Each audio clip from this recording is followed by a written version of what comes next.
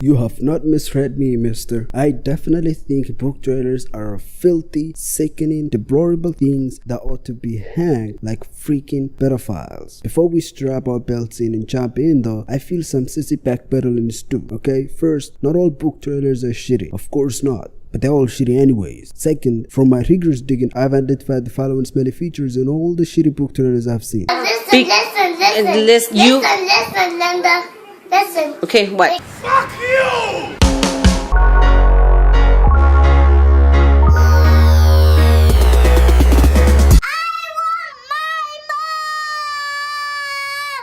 Bringing the book to life. This point explains itself, to be honest. The creators often have the audacity to try and act out major scenes in the book and mash together whatever poorly shot clips they've got and call it a trailer. There are two final results to this approach. Number one, the gathered clips are well shot, well voiced, and have a high percentile of professionalism oozing right out. As many of you can tell, this is really not the category most book trailers fall into. They're often the second one, which is an amalgamation of deformities. Clips so poorly shot and so poorly voiced that no one with a taste would actually go and read the book they're supposed to advertise. These so-called cinematic book trailers are neither cinematic nor do they succeed at capturing the charm of movie trailers. This is a fact. Books are not movies. Another fact, they employ different storytelling techniques to convey the same emotion. Many who create book trailers seem to gloss over this fact and therefore end up dropping nose first into the same problem. The first of these problems is acting. The creators don't have a lot of to cast A-list actors to put the material out on the screen with a flawless delivery. Even B-listers in Hollywood are still way too far for the usual budget allocated to a book trailer. The result is just abhorrent acting that is pulled out of an African flick. Where are you going? Before I'd ever met Charlotte Holmes, I was sure she was the only friend I would make in that miserable place. Hi, I'm James. I'm new here. I'm Holmes. But you knew that already, didn't you? Who put you up to this? Was it Dobson? The book this trailer is for is actually good, but that doesn't mean the trailer is good. No grudge against the actors starting in this scene, but it's clear they've had left of zero for acting talent. This just leaves a yucky taste in my mouth, like I've just licked running mud from the balls of a homeless guy. The verdict is a no-buy sandwich laced with middle fingers. The other issue that comes with imitating movie trailers is a stupefying lack of understanding for suggestive imagery.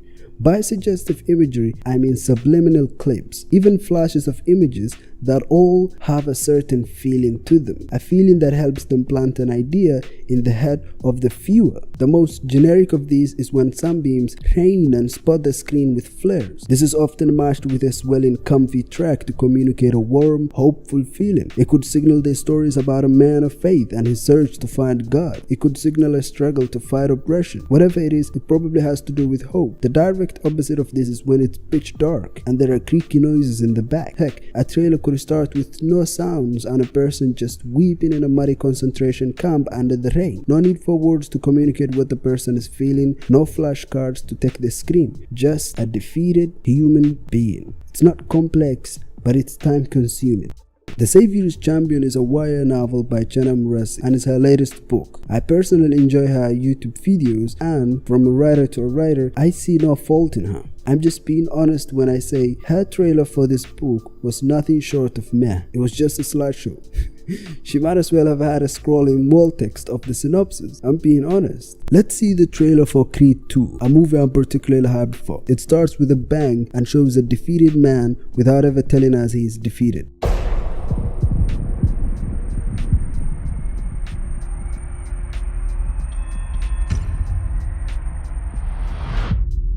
We got this. You heard me? humming warble clogs the air, helping us experience his emotional as well as physical state. As the trailer goes from one beat to the next, we start to feel scared for him. This is what so many book trailers get wrong. It's just flashcards, a PowerPoint slideshow transported over to YouTube. The third problem that comes with copying movie trailers is rhyme, or in the case of book trailers, lack thereof. This often comes down to a poor choice of music, which to be honest all boils down to the concept of budget. Still, that doesn't mean you can't find excellent royalty-free music out there. There's just a flood of aimless tracks composed over so many of these book trailers that they all feel like they were composed in a Chinese sweatshop. It's as if when the creators inevitably pick the trashy song, they let it play and hope to God it all plays out. Might as well mix fire with water and hope for ice. Let's take Creed 2 as an example again. Just watch these 10 seconds and tell me you're not so ready to stuff this so deep up your ass. But you don't think I could beat him?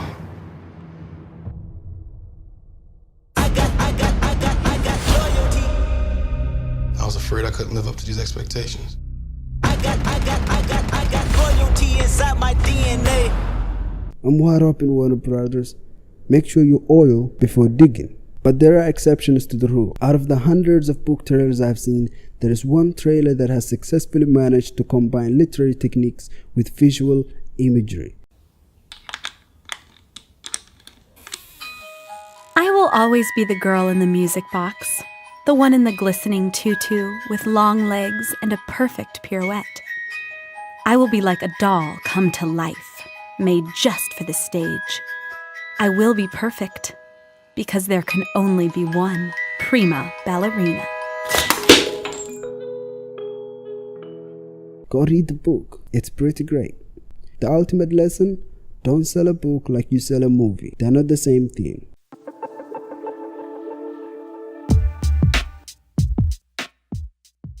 The second major problem with book trailers, other than failing to copy movies, is the lack of need for them. I've noticed that so many of them are shitty because there's just so little gained from making a good book trailer. The methods for marketing books are clear, and book trailers aren't anywhere near the top of that list. This leaves us with two scenarios. One, the book trailer is a passion project smashed together by some fan in a basement somewhere. Or, number two, the book trailer is professionally produced, but the creator only made it for his or her core fan base. This scenario is often true when the author of the book has a large following, a community of devotees that buy whatever they make. The author could even smash together the book trailer themselves and post it somewhere on the internet, and the fans will still eat it up like starving vultures. Listen, Linda.